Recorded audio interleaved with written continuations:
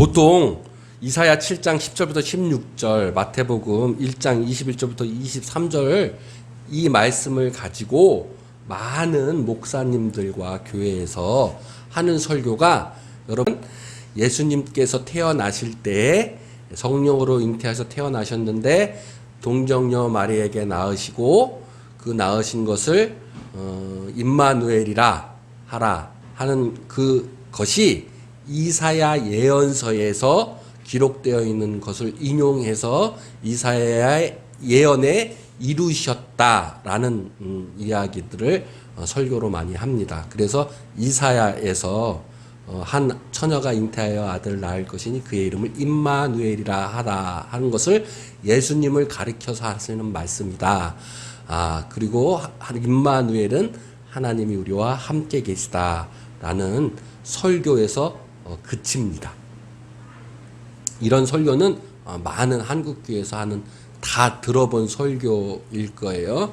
그러나 오늘은 제가 그 설교의 뜻, 그러니까 거기서 그치면 하나님의 깊은 마음, 깊은 뜻을 성경이 우리에게 정말 얘기하고자 하는, 이야기하고자 하는, 하나님께서 우리에게 정말 말씀하고자 하는 것들을 우리가 놓칠 경우가 있기 때문에 그 설교를 넘어서 제가 처음으로 여러분이 듣지 못한 설교를 할 겁니다. 그런데 제가 늘 강단에서 여러분에게 설교를 해왔던 내용이기 때문에 여러분들은 아마 조금 이해가 가고 알 수 있을 거예요. 그러나 인터넷으로 보시는 분들은 아마 처음 이런 이야기를 들을 수도 있을 것 같아요. 먼저 제가 이야기를 하기 전에 우리가 이사야 강해를 하고 있잖아요. 이사야의 외침과 예수 복음이라는 내용을 가지고 5번째로 계속 설교를 지금 말씀을 전하고 있습니다. 그러니까 이사야 강해를 하고 있기 때문에 오늘 이사야 이 이야기 하기 전에 그 전에 있었던 이야기를 먼저 되짚어 봐야 될 것 같아요. 왜냐하면 이사야 오늘 이 말씀은 이걸로 끝나는 것이 아니라 전에 있는 말씀부터 연결되는 내용이고 계속해서 연결되어지기 때문에 그래요. 성경은 그래서 계속 연결되어져 있어요. 근데 지지난주 설교가 뭔 내용이었냐면 구원이 무엇인가 였어요. 구원이 무엇인가. 구원이 무엇이고 복음이 무엇인가 라는 내용이었어요. 여러분, 구원이 뭐예요? 구원이 뭐예요? 간단하게 제가 설명을 드렸어요. 구원은 뭐냐면 배고픈 사람에게 빵을 주는 게 구원이에요. 그죠? 예, 물에 빠진 사람이 있어요. 그 사람에게 구원은 뭐예요? 물에서 건져내는 게 구원인 거예요.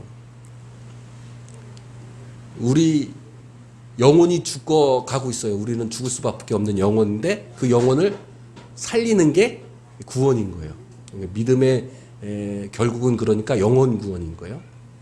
그러나 우리 사는 동안에 구원도 있죠. 내가 지금 경제적으로 어려워요. 그럼 구원이 뭐예요? 경제적인 문제를 해결해 주는 게 구원일 거예요.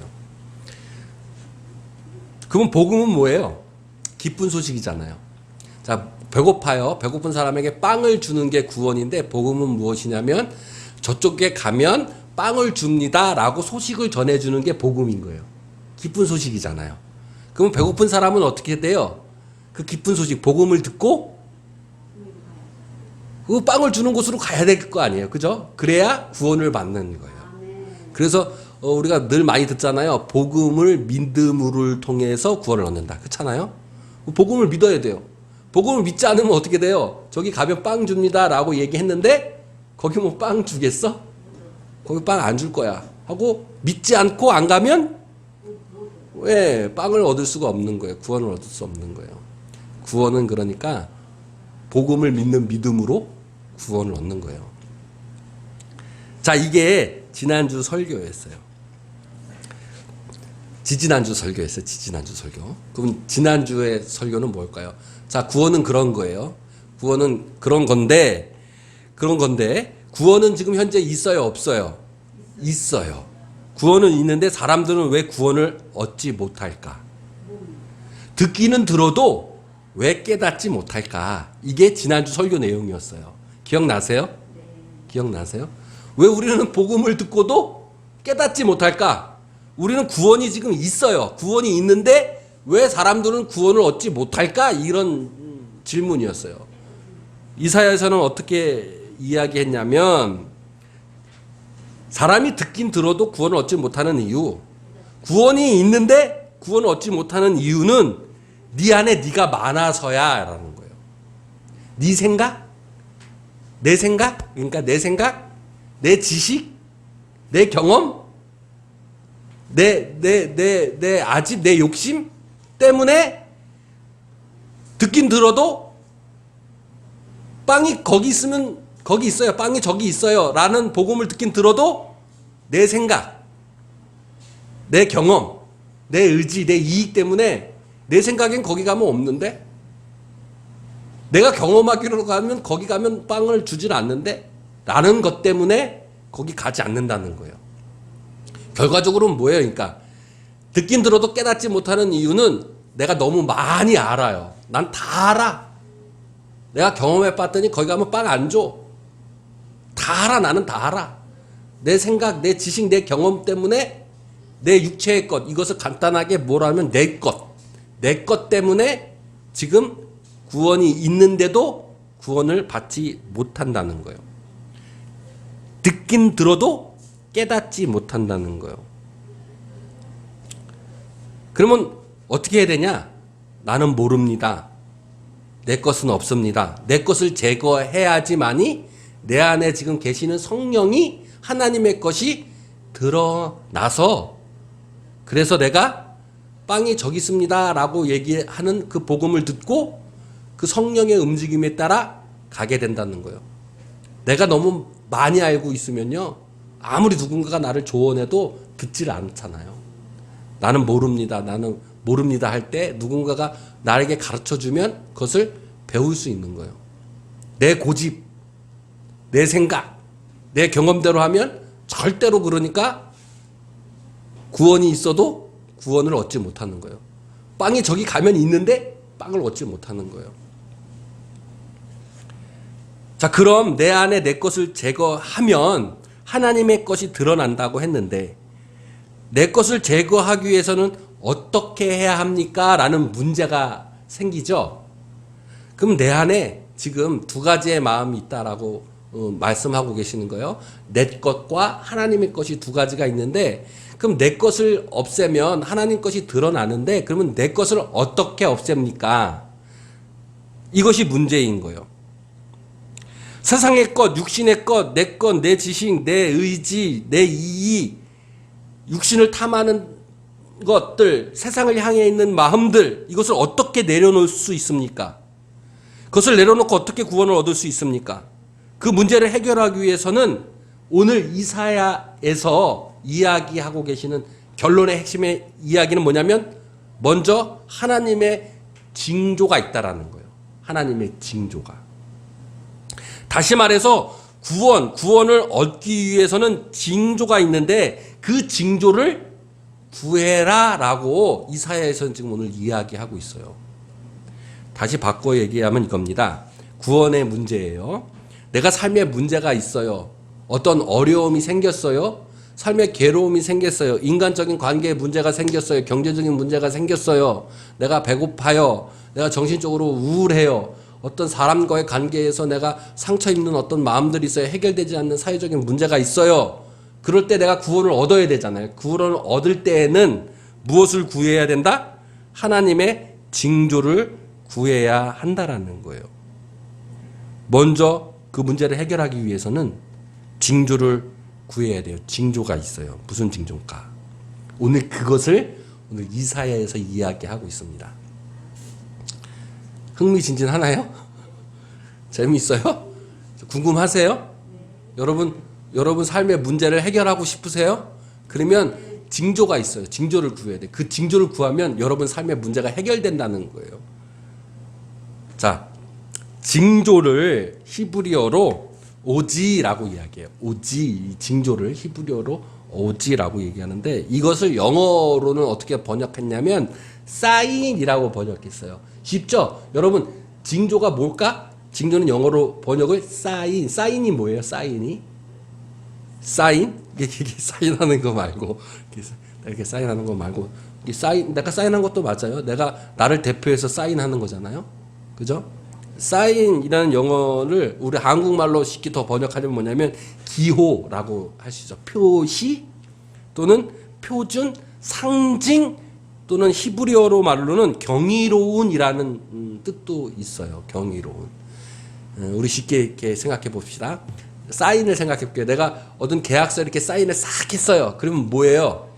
이 사인이 나를 대표로 하는, 증명하는, 표시하는 대표적인 상징적인 행위예요. 그죠? 사인이라는 게.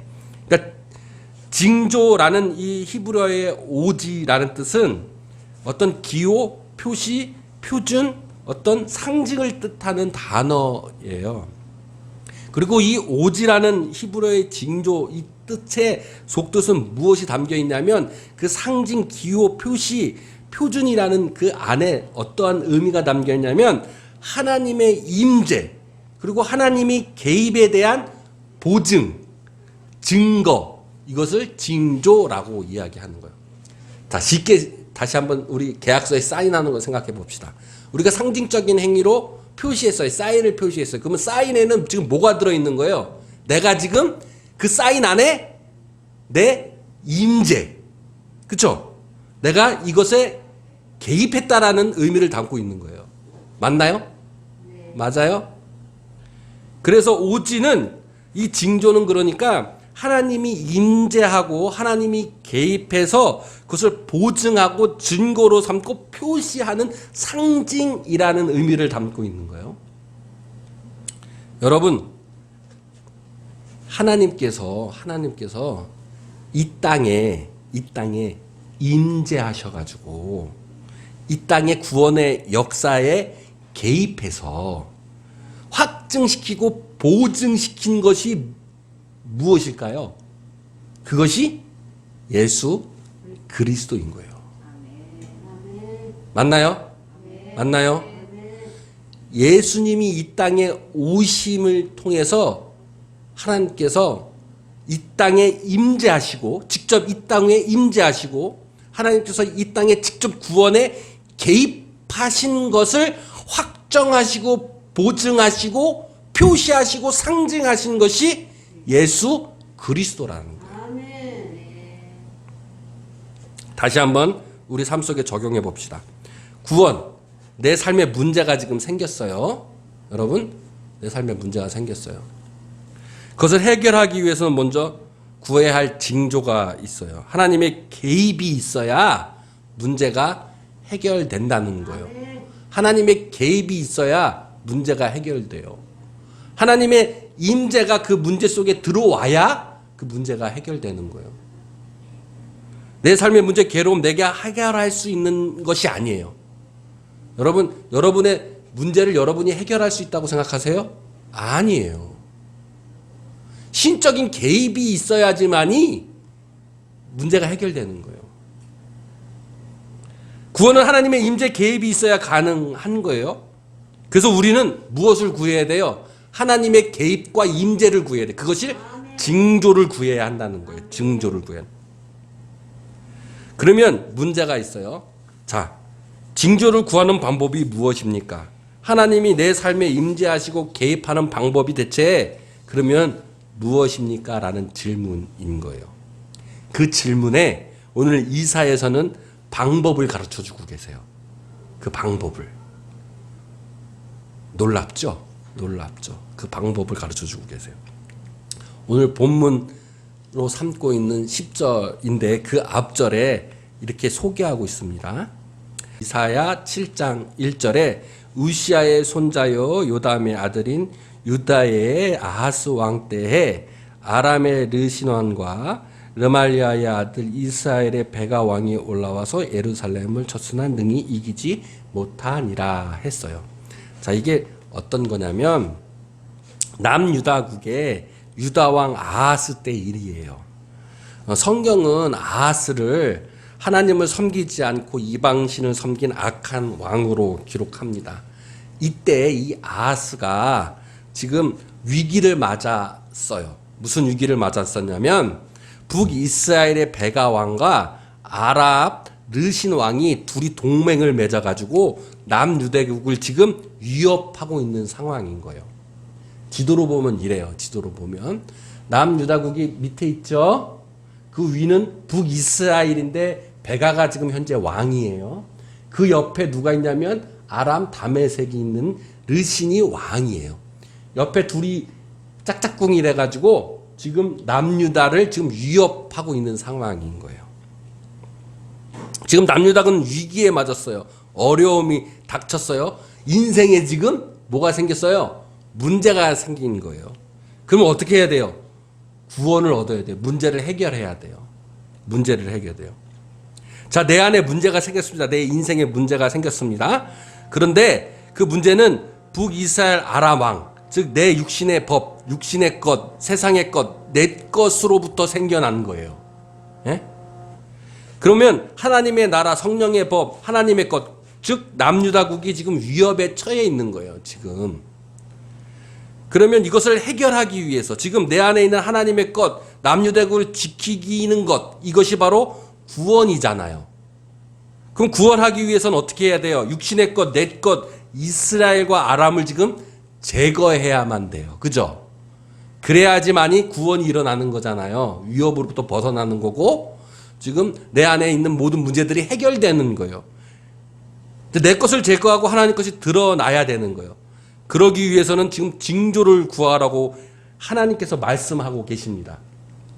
자, 오늘 본문으로 삼고 있는 이사야 7장 11절에서 너는 내 하나님 여호와께 한 징조를 구하되 깊은 데서나 높은 곳에나 구하라 하셨어요. 지금 어려움이 닥쳤어요. 지금 구원을 얻어야 돼요. 이럴 때 지금 징조를 구해야 되는데 어디서 구해야 되냐면 깊은 데나 높은 곳에든지 어디든지 한 징조를 구하라는 거예요. 자, 깊은 곳에서나 높은 곳에서나 깊은 곳은 지금 무엇을 얘기하는 거예요? 언제나 어디서나 어디 있든지 너는 지금 징조를 구해야 된다는 거예요. 징조를 구하면 어떻게 된다? 너의 삶의 문제가 해결되고 구원을 이루신다는 거예요. 육신의 것이 제거되고 하나님의 것이 드러난다는 거예요. 내 생각, 내 의지, 내 경험, 내 이익, 세상을 향했던 내 마음들이 제거되고 지금 무엇이 드러난다는 거예요? 내 안에 하나님의 것, 하나님을 향한 마음, 성령이 드러난다는 거예요. 그런데 아하스는 그것을 구하지 않았어요. 징조를. 그래서 아하스는 성경에 하나님을 섬긴 왕이 아니라 이방을 섬긴 왕이라고 기록되어 있는 것 같아요. 자, 아하스는 징조를 구하지 않았어요. 그랬더니 하나님께서 오늘 본문으로 삼고 있는 유명한 말씀 14절에 그러므로 주께서 친히 징조를 너희에게 주신다라고 하신 거예요. 너희가 지금 구하지 않으니까 하나님께서 친히 그 징조를 너에게 줄 거야 라고 얘기하시는 거예요. 그러면서 보라 처녀가 잉태하여 아들을 낳을 것이요 그의 이름을 임마누엘이라 하셨어요. 자, 하나님이 친히 우리에게 징조를 주십니다. 징조는 뭐였어요? 표시였고 언약이고 사인이고 상징이고 기호예요.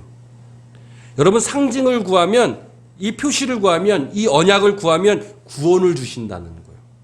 삶의 문제를 지금 해결해 주시겠다고 하신 거예요. 그러면 이 징조, 상징, 표시, 언약, 이 표준이 되는 이것이 대체 무엇일까? 우리는 이런 상징적인 행위를 통해서 우리가 구원을 얻는다고 지금 하나님께서 우리에게 얘기해 주신 거예요. 자, 우리가 그러면 상징적인 행위가 뭐예요? 우리에게 있어서 상징적인 행위가 뭐겠어요? 우리에게 있어서 내가 사인하는 일은 뭐겠어요? 우리에게 있어서 하나님 앞에 우리가 징조를 구하면서 하나님 앞에 우리가 사인하는 행위, 상징적인 행위가 뭐겠어요? 그게 예배인 거예요. 여러분, 예배가 상징적인 행위예요. 예배가. 여러분, 기도, 말씀도 상징적인 행위예요. 말씀도. 예수님이 비유로 얘기하신 거 뭐예요? 비유가 뭐예요? 상징이잖아요. 예수님이 말씀을 상징으로 하신 이유가 뭐예요? 잘 알아들으려고. 상징적인 행위를 하기 위해서. 언어가 상징인 거예요. 우리가 예배를 통해서 기도를 통해서, 찬양을 통해서 하나님 앞에 지금 무엇을 구하는 거예요? 징조를 구하고 있는 거예요. 우리 찬양도 상징적인 행위예요. 상징적인 행위. 여러분, 그래서 우리는 무엇을 구해야 돼? 상징적인 행위를 통해서 징조를 구하는 거예요. 예배를 통해서, 예배의 상징적인 내 행위를 통해서, 기도하는 내 상징적인 행위를 통해서, 찬양을 큰 소리로 외치는 그 찬양의 소리를, 상징적인 소리를 통해서 내가 하나님께 임마누엘의 징조를 뭐 하는 거예요? 구하는 거예요. 그러면 뭐 해주시겠다? 하나님께서 너의 삶의 문제를 해결해 주시겠다는 거예요. 내 삶을 위협하는 모든 것들을 제거해 주시겠다라는 거예요. 그 좀 위협하는 모든 것들이 뭐예요? 내 안에 있는 내 생각, 내 경험, 내 의지, 세상을 향했던 내 마음들, 육신의 것들, 육신의 탐욕들을 지금 제거해 주겠다는 거예요. 무엇을 통해서? 내가 예배를 통해서, 기도를 통해서, 찬양을 통해서. 그러면 너의 삶의 문제가 해결된다라는 것을 말씀하고 계시는 거예요. 여러분, 내가 이웃을 사랑하고, 내가 이웃에게 헌신하고, 내 이웃에게, 내 옆에 있는 와이프 가족에게 희생하고, 헌신하고, 사랑하는 행위, 내 이웃을 내 몸과 같이 사랑하는 것, 이것이 무엇을 상징하는 거예요? 하나님을 사랑하는 것을 상징하는 거예요. 네?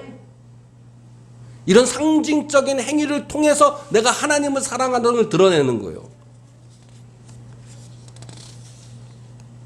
여러분, 상징적인 행위를 통해서 내 안에 있는 모든 것들을 제거하게 됩니다. 남유다국을 위협했던 이스라엘과 아람을 하나님께서 제거해 주시는 거예요. 승리케 하는 거예요. 세상을 향했던 육신의 것을 향했던 모든 마음들을 능히 이기시고 제거해 주시는 거예요. 그러면 무엇이 지금 드러나는 거예요? 내 안에 하나님의 것이 드러나는 거예요. 그래서 마태복음 11장 12절에 천국은 침노를 당하나니 침노하는 자는 빼앗느니라 함과 같은 거예요. 자, 성경에서 하나님은 남유다국을 구원하기 위해서 징조를 보이셨습니다. 그 징조를 어떻게 보이셨냐면 아수르라는 나라를 일으켜서 남유다국을 위협하는 북이스라엘과 아람을 제거해 버리시는 거예요. 아수르를 일으켜서. 그 징조가 뭐예요? 그러니까 아수르를 일으키는 징조였던 거예요. 내 안에 있는 하나님의 것이 내 안에 있는 세상의 것, 내 것, 육신의 것을 제거한 것이 아니라, 다시 얘기할게요. 내 안에 지금 하나님 것과 내 것이 있잖아요. 그러면 내 것을 제거하기 위해서는 내 안에 있는 하나님의 것이 커져서 내 육신의 것을 제거하는 것이 아니라 하나님의 징조는 지금 외부에 있는 아수르를 내 안에 들어오게 해서 내 육신에 있는 북이스라엘과 아람을 제거한다는 거예요. 다시 말해서 여러분 이거 잘 들어야 돼요. 다시 말해서 내 상징적인 행위는 내 안에서 하는 게 아니에요. 어떤 사람은 예배 뭐 겉으로 보이려는 예배 왜 해? 그냥 나 혼자 그냥 내 안에서 예배하는 것도 예배인데. 기도? 뭐 통성기도해. 그냥 내가 내 속으로 그냥 속으로 기도하면 되지. 찬양? 뭐 큰 소리로 찬양을 해. 그냥 입만 뻑뻑하면서 내 안에 찬양하고 하나님 찬양하면 그만이지.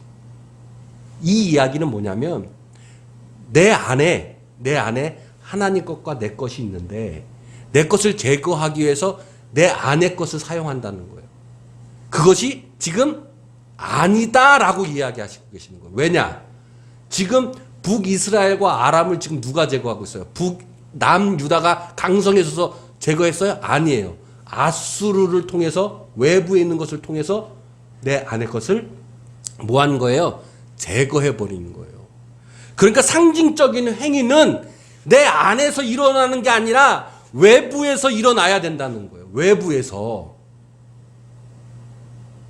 이 이야기는 뭐예요? 내가 예배를 드릴 거는 외부에서 보이게끔 드려야 한다는 거예요. 상징적인 행위는 내 안에서 그치는 것이 아니라 외부로 보여져야 된다는 거예요. 예? 제가 이건 인터넷에서 삭제하겠는데 보이기 위해서 하는 거예요. 상징적인 행위를 보이기 위해서 하는 거예요. 그런 상징적인 행위를 외부로 함으로 통해서 뭐예요? 내 안에 있는 육신의 것들이 지금 제거되는 거예요. 그것이 지금 성경에서 하나님께서 지금 우리에게 얘기하시는 거예요. 예배 보이기 위해서 하는 거예요. 기도 보이기 위해서 해야 되는 거예요. 찬양 보이기 위해서 해야 되는 거예요. 상징적인 행위예요. 상징적인 행위를 외부에 보이기 위해서 해야 돼요. 그래야지만이 내 안에 있는 모든 것들이 뭐예요? 내 세상으로 향했던 내 마음, 육신의 것을 향했던 내 욕심, 내 생각, 내 의지, 내 지식, 내 경험들, 하나님을 대적했던 떠나려던 내 모든 것들이 지금 뭐 하는 거예요? 제거하게 된다는 거예요. 중요한 말씀이에요. 중요한 말씀이에요. 그런데 여기에 또 한 가지 더 중요한 말씀이 있어요. 20절이에요. 그날에는 주께서 하수 저쪽에서 새내어 온 삭도 곧 아수르 왕으로 내 백성의 머리털과 발털을 미실 것이요 수염도 깎으시리라 했어요. 이게 무슨 얘기냐? 지금 아수르가 뭐예요? 아수르가 지금 내 육신의 것을 제거하는 외부의 것이잖아요. 그죠? 그 외부의 것이 그러면 그것으로 끝이는 것이 아니라 남유다국에 있는 것까지도 지금 수치를 당하게 한다는 거예요. 머리털을 깎고 발털을 깎고 수염까지 민다는 얘기는 뭐냐면 수치를 당하는 거예요. 수치를 당하는 거예요. 내 것이 제거됐으면 내가 영광이 드러나고 좋아야 되잖아요. 그런데 오히려 내 안에 있는 모든 것들이 오히려 내가 수치스럽게 된다는 거예요. 남유다에게도 수치가 된다는 거예요. 아하스 왕의 삶에 위기가 생겼습니다. 문제가 생겼어요. 자, 북이스라엘 아람을 제거해야 돼요. 자기가 강성해져서 제거한 것이 아니에요. 내가 수양해서 제거한 것이 아니에요. 내 안에 있는 것들에 내 안에 숨겨서 예배하고 내 안에서 기도하고 내 안으로 그냥 속여서 찬양해서 제거되는 게 아니에요. 외부를 통해서 아수라는 외부를 통해서 문제를 제거했어요. 내가 상징적인 행위를 외부로 보여줘야 돼요. 그런데 내 안까지도 지금 뭐 한 거예요? 부끄러워지는 거예요. 그 외부로부터. 내가 예배를 외부로부터 보여지게 되면요, 내 자신 스스로 자랑스러워지면 그게 하나님의 징조가 아니라는 거예요. 내가 찬양을 크게 하면서 내가 찬양을 잘해 라고 내 스스로가 우쭐대면 그것은 하나님의 징조가 아니라는 거예요. 내가 통성으로 기도하면서 내가 방언이 막 터졌어요. 방언 기도하는 것이 내 스스로 자랑거리가 되면 뭐예요? 아니라는 거예요. 오히려 내가 더 부끄럽게 여겨져야 된다는 거예요. 또 하나님께서 그렇게 하신다는 거예요. 정리합니다. 문제가 있어요. 내 삶에 문제가 생겼어요. 이것을 해결하려면 내 자신 스스로 내 안에 있는 것이 아니에요. 외부로부터 드러나는 상징적인 행위를 통해서 내 삶의 문제가 해결된다는 거예요. 여러분, 뭐 어떤 문제가 있습니까? 우울합니까? 괴롭습니까? 사랑과의 문제가 있어요? 경제적인 문제가 있어요? 내 안에 있는 세상의 것, 내 것, 육신의 것, 내 이익, 북이스라엘 아람을 제거해야 돼요. 내 안에 있는 하나님의 것, 성령이 드러나야 천국이 드러납니다. 그것이 구원의 문제가 해결되는 방법이에요. 그러기 위해서는 내 스스로 내 것을 제거하는 것이 아니라 외부로부터 오는 징조, 외부로부터 오는 상징적인 그 행위, 그것을 구해야 되는 거예요. 그것을 예수님께서는 정의와 긍휼과 믿음의 헌금이라고 했어요. 예배와 기도와 찬양과 이웃 사랑이었어요. 헌신과 희생의 상징적인 행위를 통해서 그것을 구해야만 하는 것이에요. 그것이 하나님의 징조, 하나님의 언약, 하나님의 표시, 그것을 구하는 거예요. 언제 어디서나. 언제 어디서나. 이런 징조를 구하면 징조의 말씀 뜻대로 하나님이 우리에게 임재해 주시는 거예요. 내 문제, 내 안에 있는 육신의 것들이 다 제거하면서 예배하는 자, 기도하는 자, 찬양하는 자, 헌신하는 자에게 또 그런 사람들에게는 세상을 향했던 내 것에 있던 마음들이 돌이켜서 이제는 하나님을 향하게 되는 것으로 바뀌어지는 거예요. 세상을 향해 하나님을 떠나 있던 내가 돌아서서 하나님을 향해 하나님과 가깝게 되어지는 거예요. 따라서 징조를 뭐라 그랬어요? 임마누엘. 하나님이 우리와 함께 계시다는 거예요. 우리 서로 다시 한번 인사합시다. 하나님이 당신과 함께 계십니다. 징조가 뭐였어요? 히브리 말로 오지였어요. 오지는 하나님의 임재, 하나님이 우리의 삶에 개입하셔서 보증하고 확정하는 거예요.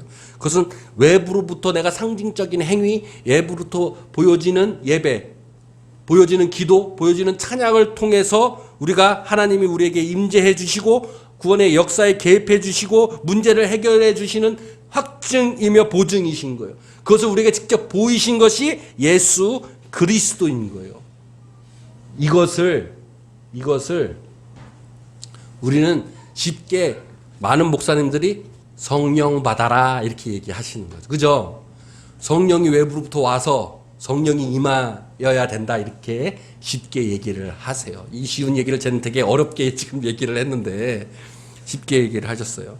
자, 그것이 마태복음 1장 20절 21절에 이렇게 기록한 거예요. 그때 잉태된 자는 성령으로 된 것이라. 그렇잖아요. 지금 예수님은 뭐로 된 거라는 거예요? 지금 성령으로 되었다는 거예요. 맞죠? 임마누엘 예수님이에요. 그 예수님이 우리에게 오셔야 되는 거예요. 근데 그것이 뭐예요? 성령이다라는 거예요. 21절에 아들을 낳으리니 이름을 예수라 하라. 그 예수는 뭐예요? 자기 백성을 죄에서 구원할 자라는 거예요. 그죠?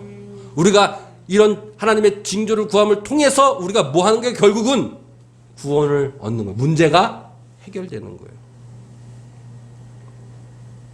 여러분들은 구원을 이루고 천국을 소유하시길 바랍니다.